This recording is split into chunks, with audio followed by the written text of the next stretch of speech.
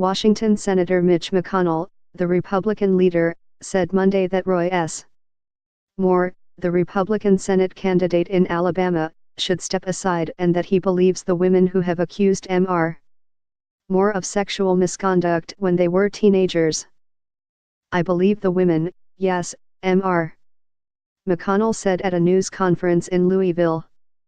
Mr. McConnell also said that encouraging a write-in candidate to run in the December 12 special election is an option we're looking at. A second Republican senator, Susan Collins of Maine, also called for Mr. Moore to drop out of the race. Mr. Moore, a judge who was twice removed from the state's high court, first for refusing to remove the Ten Commandments from the Supreme Court grounds, then for refusing to accept gay marriage, responded defiantly. He showed no sign of leaving the race ahead of Alabama's December 12 special election date. In a fundraising appeal, Mr. Moore reached out to his supporters with the subject line, "Mitch McConnell's plot to destroy me." Apparently Mitch McConnell and the establishment GOP would rather elect a radical pro-abortion Democrat than a conservative Christian, he wrote. Republicans here and in Alabama have been up in arms over the accusations, published last week in the Washington Post, that Mr. Moore pursued sexual or romantic relationships with teenagers when he was in his 30s. The reports have upended a race in a state that has not elected a Democratic senator in 25 years. And the issue shows no sign of quieting down.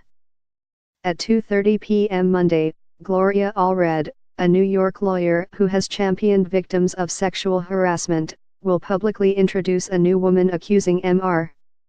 Moore of sexual impropriety.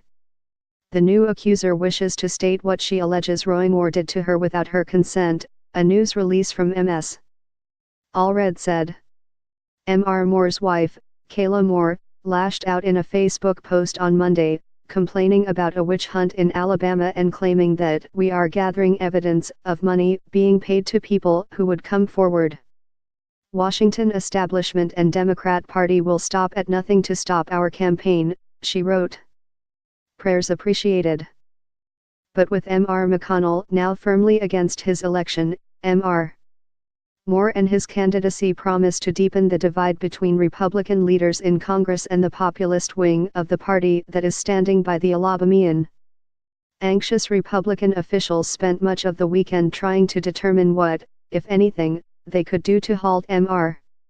Moore without simply turning over the seat. If Doug Jones, the Democratic nominee, wins, it would narrow the Republican advantage in the Senate to a single seat.